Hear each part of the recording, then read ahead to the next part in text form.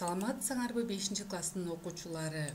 Агарып аткан таңыңар, амансыңарбы баарыңар? Эч кимден укпай жаман кеп, сынбасынчы шагыңар. Балдар, маанайыңар жакшыбы? Анда силердин маанайыңар жакшы болсо, бүгүнкү онлайн сабагыбызды баштайбыз. Бүгүнкү сабагыбыздын темасы информацияны берүү. Сабагыбыздын максаты информация берүү процессин билип каласыңар, информация булактары менен таанышасыңар, электрондук почта эмне экенин билесиңер. Адаттагыдай эле биз алтын эрежелерге таянабыз. Азыркы кырдаалга байланыштуу алтын эрежелерибиз. Бүгүнкү сабакка активдүү катышабыз, керектүү маалыматтарды дептерге жазып алабыз, берилген тапшырмаларды так аткарабыз, ар дайым байланышта болобуз. Эми биринчи бүгүнкү сабагыбызды баштаардан мурун үй тапшырмасын текшерели. Үй тапшырма силерге өткөн сабакта информацияны сактоо деген тема болчу. Бул жерде кайсы информация ташуучулар тууралуу сөз экенин тапкыла. Төмөн жагында информация ташуучулардын сүрөттөрү берилген. Эми биринчи сөздү карайбыз. Бул жерде кандай сөз катылган? Бул жерде болгону тамгаларын алмаштырып койгом. Бул жерден сүрөттөрүн карап тапсаңар болот. Биринчиси албетте диск. Экинчисин ойлонобуз. Экинчиси туура айтасыңар. Экинчиси кассета. Үчүнчүсүн карагыла. Сүрөттөрдөн карап тапсаңар болот. Үчүнчүсү туура. Китеп. Кийинкисин карайбыз. Туура айтасыңар. Дискета. Азыр бул дискетаны колдонушпайт. Мурун биз мектепте окуп жүргөндө ушундай дискета колдончук. Бунун көлөмү аябай эле аз. Азыр колдонулбайт. Кийинкибиз. Туура. Кагаз. Кагаз илгеркиден бери эле көп жылдардан бери эле колдонулуп келатат. Азыркы баарыбыз колдонуп жүргөн бул эмне экен? Туура. Флеш. Флеш эсе, биз флешка деп коебуз го. Эми кийинкисин карагыла. Бул жерде эмне сөз катылышы мүмкүн? Ойлонобуз. Туура айтасыңар. Винчестер. Бул Винчестер деген биздин катуу дисктин дагы башкача бир аталышы. Же болбосо жесткий диск деп коебуз, ошонун аталышы Винчестер. Мынакей сүрөтү. Кийинкиде биз информацияны сактоо деген темада китепкана менен компьютердин катуу дискин салыштырганбыз. Эми бул жерде китепканада шкафтар бар, шкафтын ичинде текчелер бар, текченин ичинде китептер бар. Китептерди биз китептердин аты менен табабыз. Ошондой эле бул жакта дагы компьютердин ичиндеги файл, папкалар жазылган. Эми биз кайсыга туура келет? Эмне менен салыштырсак болот? Ойлонобуз. Туура, китепкананы биз диск менен салыштырып атабыз. Ал эми шкафты эмне менен салыштырсак болот? Туура айтасыңар. Папка менен. Ал эми текченичи? Текчени эмне менен салыштырсак болот? Туура, киргизилген папка. Ал эми китептичи? Китепти биз файл менен салыштырсак болот экен. Ал эми китептин атын туура, файлдын аты менен салыштырсак болот экен. Азаматсыңар балдар. Эми бул тизмеден информация сактоочу компьютердик түзүлүштөрдү тапкыла дейт. Эми бул жерде ойлонобуз, бул жерде бардыгы эле сактоочу түзүлүштөр эмес да, кайсынысы сактоочу түзүлүштөр, кайсынысы алар эмес. Биринчисин карайбыз. Жаңы эле биз карап өттүк, катуу дискте. Бул информация сактоочу түзүлүш. Бул жерде өзү эле аты айтып турат, оперативдүү эс деп. Туура айтасыңар. Бул дагы информация сактоочу түзүлүш. Ал эми бул эмне? Бул монитор. Монитор бул информацияны чагылдыруучу түзүлүш, бизге бунун кереги жок, Эми кийинкиде бул жер эмне? Процессор. Процессор дагы бул информацияны иштетүүчү түзүлүш. Бизге бул сурап аткан жерге анын да тиешеси жок. Анан кийинкибиз принтер дейт. Принтер бул информацияны кагазга чыгаруучу түзүлүш. Анан кийинкиси сканер. Бул дагы информацияны кагаздан компьютерге киргизүүчү түзүлүш.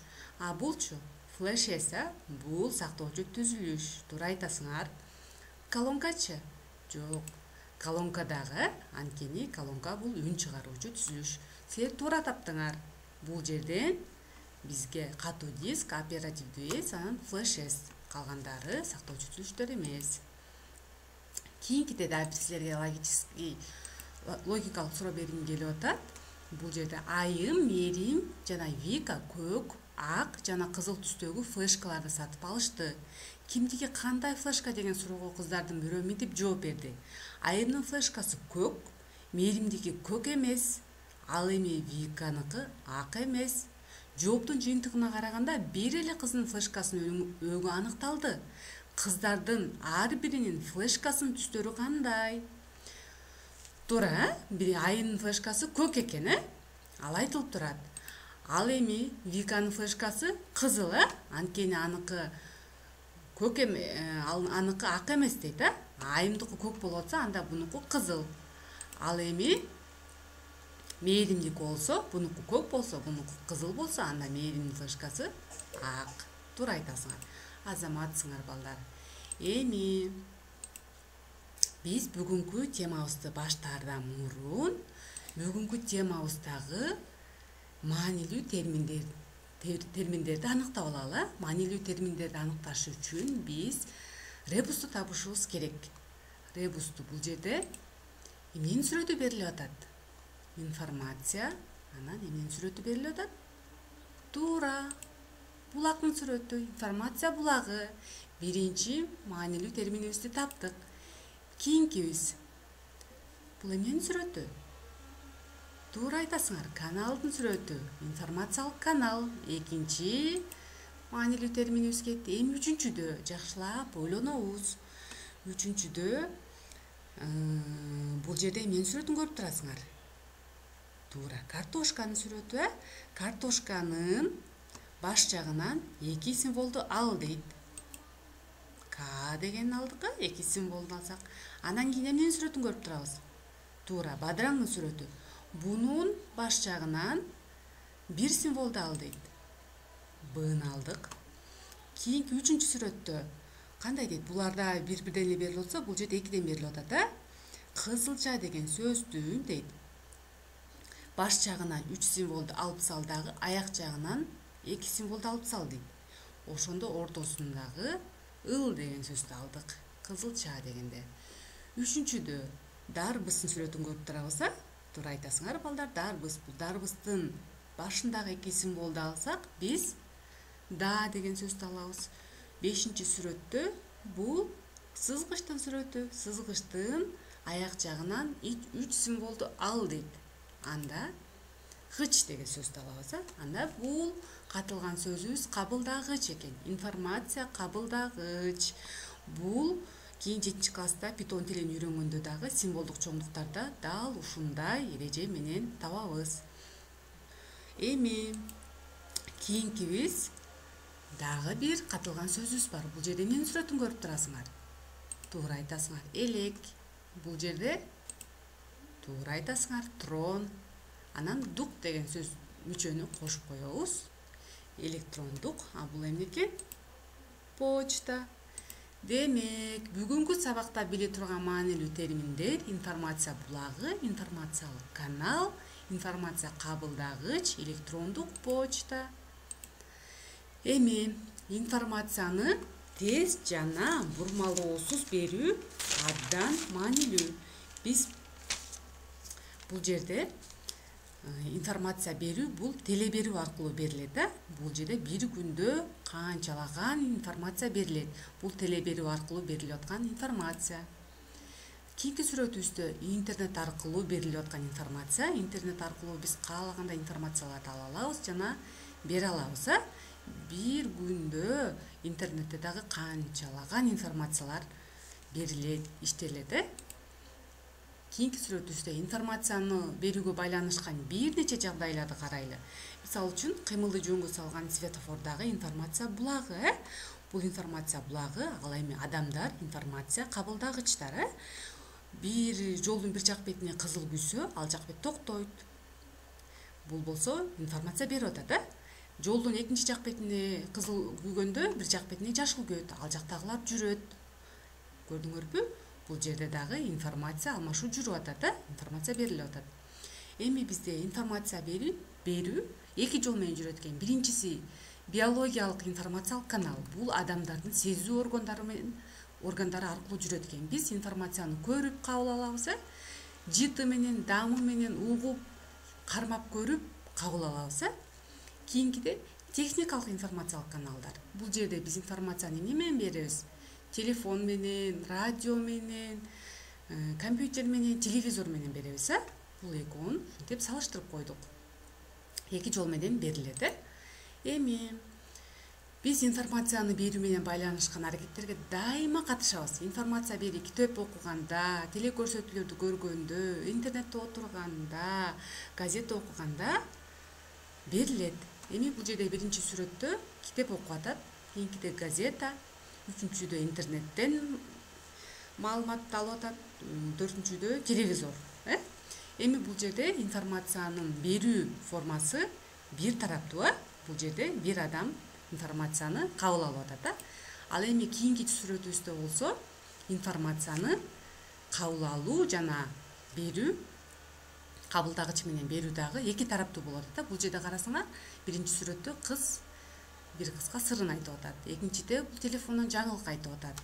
Үчүнчүдө бул кулактандыруу айтат. Бул жакта балдар сүйлөшүп атат. Бул жерде жумуш боюнча сүйлөшүп атат. Бул жерде информация берүү жана кабыл алуу эки тараптуу жүрүп жатат.